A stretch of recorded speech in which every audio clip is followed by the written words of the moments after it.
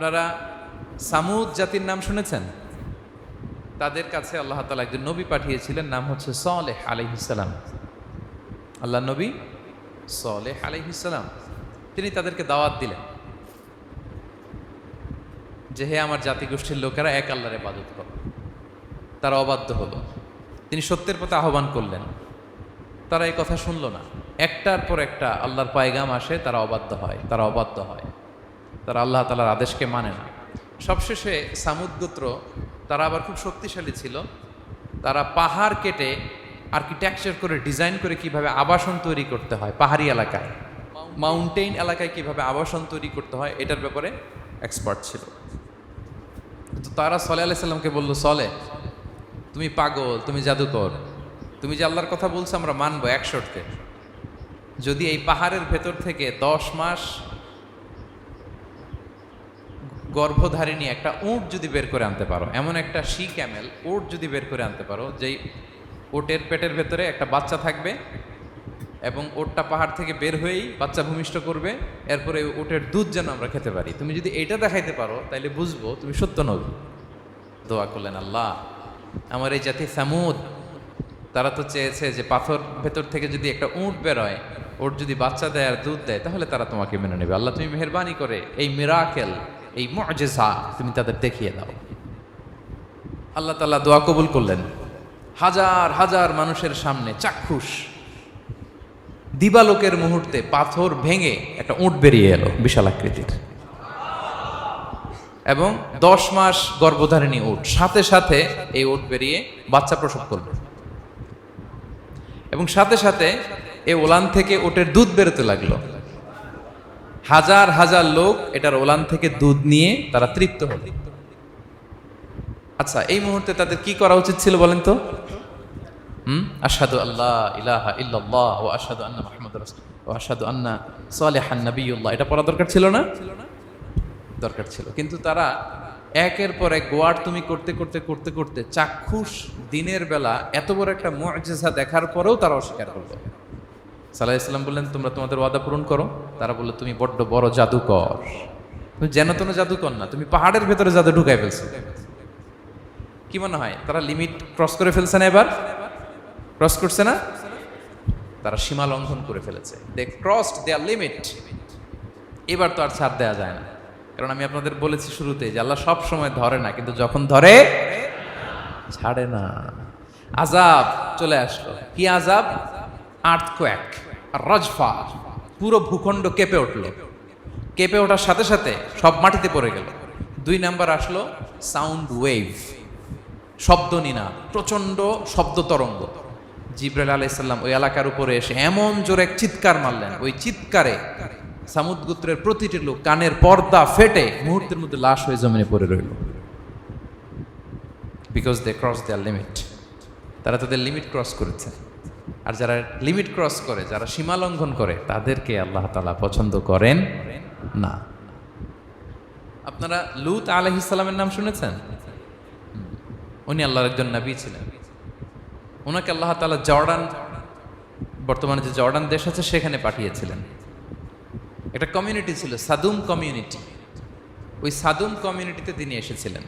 তিনিও দাওয়াত দিলেন, ইয়া কওমি ইবুদুল্লাহ মা লাকুম মিন ইলাহিন গায়রুহু, হে আমার কওমের লোকেরা, আল্লাহর ইবাদত করো, আল্লাহকে মেনে নাও।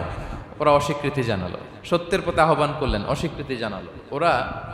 ওদের পাশ দিয়ে ক্যারাভেন যেত, কাফেলার লোকেরা ডাকাতি করত। ডাকাতির শাস্তির ব্যাপারে তিনি ভয় দেখালেন। তারা নিবৃত্ত হলো না। এমনকি তারা সমলিঙ্গের প্রতি যৌন আকর্ষণ বোধ করতো। নাউযুবিল্লাহ। হোমোসেক্সুয়ালিটি, এখন একটা গ্রুপ আছে দেখবেন, যে রংধনু নিয়ে মিষ্টি মিষ্টি কথা শোনায় বিশ্বব্যাপী।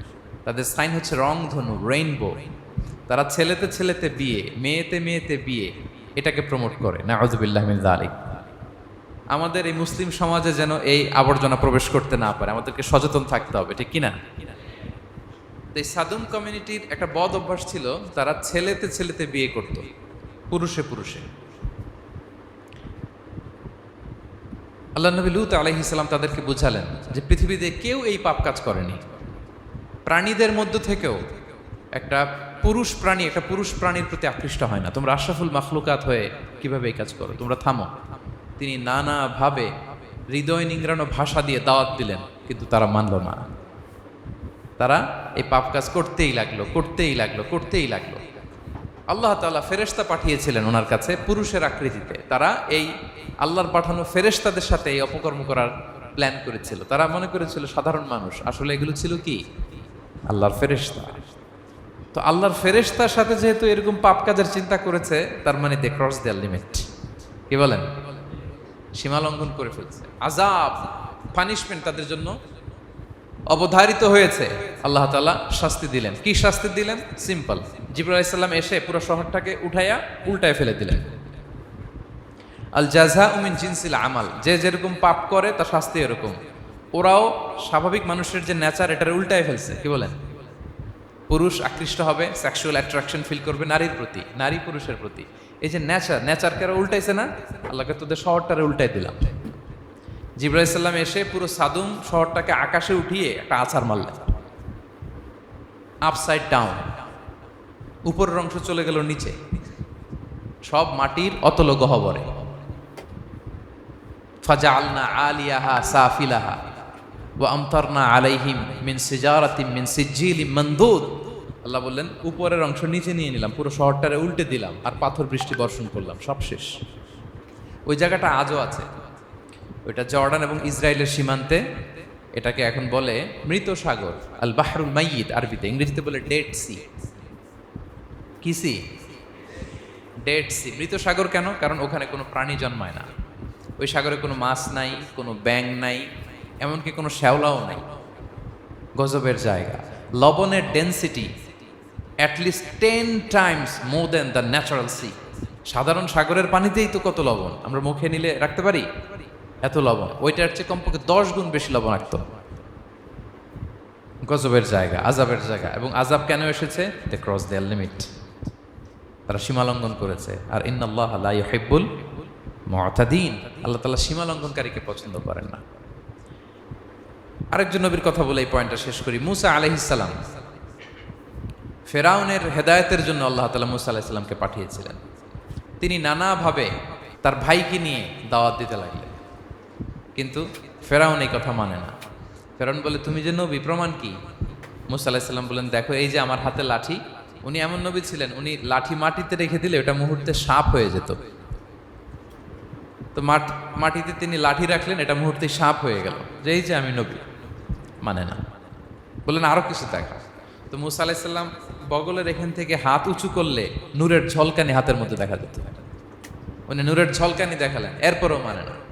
এরকম একটার পর একটা আল্লাহ নবী মুসা আলাইহিস সালাম মুআজিজা দেখাতে লাগলেন, কিন্তু ফেরাউন মানে না। শুধু মানে না এতটুকুই না, সবশেষে আল্লাহ নবী মুসা আলাইহিস সালামকে অ্যাসাসিনেশন, হত্যার পরিকল্পনা করলো তারা, যে বনি ইসরাইল, মুসা এবং মুসার অনুসারী যারা আছে দুনিয়া থেকে সরাই দিতে হবে। ধরো মুসারে, ধরো মুসার অনুসারীদেরও ধরো। ধাওয়া পাল্টা ধাওয়া শুরু হলো। আল্লাহ নবী মুসা আলাইহিস সালাম বনি ইসরাইলকে নিয়ে বাঁচার জন্য ছুটলেন। ছুটতে ছুটতে সামনে লোহিত সাগর। দেখেন, একে তো আল্লাহর বিধান মানে নাই, এরপরে একটার পর একটা মুআজিজা আসলো, সেটাও মানে নাই। এখন নবীরে হত্যার জন্য ছুটছে। কি মনে হয় সীমালঙ্ঘন হয়েছে? একটু হয়েছে না অনেক? আল্লাহু আকবার। আল্লাহ বললেন ফাআগরাকনাল আখারিন, আমি মুসা এবং বনি ইসরাইলকে বাঁচাই দিলাম, ফেরাউন সহ তার দলবলকে সাগরে ডুবাই মারলাম। শুধু ডুবাই মারে নাই, আল্লাহ বলে ফালিয়াউমা নুনাজ্জিকা বিবাদানিকা লিতাকুনা লিমান খালফাকা আয়া। ফেরাউনকে লোহিত সাগরে তো ডুবিয়েছেই। আল্লাহ বলেন ফেরাউন, তোর অনুসারী যারা পৃথিবীতে থাকবে, তোর চালা চামুন্ডা যারা থাকবে, তোর খালাতো ভাই চাচাতো ভাই যারা দুনিয়াতে বেঁচে থাকবে, তাদের জন্য তোর লাশটারে আমি শুটকি বানিয়ে রাখলাম up to the day of judgement. কিয়ামত পর্যন্ত ফেরাউনের লাশটা মিশরের জাতীয় জাদুঘরে ড্রাই বডি হিসেবে আছে। আমি নিজে দেখে এসেছি, নিজ চোখে মমিফাইং করে শুটকি বানায় রাখছে।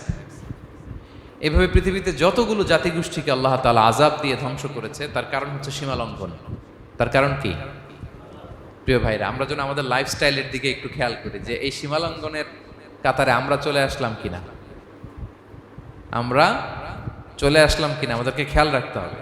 আল্লাহ তাআলা সীমা লঙ্ঘনকারীকে পছন্দ করেন না। ইন্নাল্লাহা লা ইউহিব্বুল মুতাদিন, তিনি সীমা লঙ্ঘনকারীদেরকে পছন্দ করেন না। এমনকি রাসূলুল্লাহ সাল্লাল্লাহু আলাইহি ওয়াসাল্লামের বায়োগ্রাফি যদি আমরা খেয়াল করি, আমরা দেখব যে তিনি যখন যুদ্ধের জন্য অভিযান পরিচালনা করতেন, দল পাঠাতেন, সেনাবাহিনী পাঠাতেন, তখন তাদেরকে বলতেন, খবরদার যুদ্ধের ময়দানে সীমালঙ্ঘন করো না, সীমালঙ্ঘন করো না, খবরদার।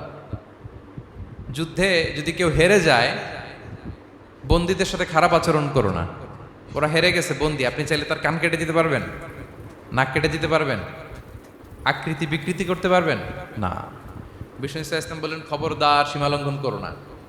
যেখানে যুদ্ধে গিয়েছো ওই এলাকার শিশুদেরকে মেরো না, ওই এলাকার নারীদেরকে মেরো না, ওই এলাকার পাদ্রীদের গায়ে হাত তোলো না। সন্ন্যাসীতে যারা এবাদত করে ওদের তো দোষ নাই, সিভিলিয়ান নাগরিক, তাদের গায়ে হাত তোলো না, খবরদার।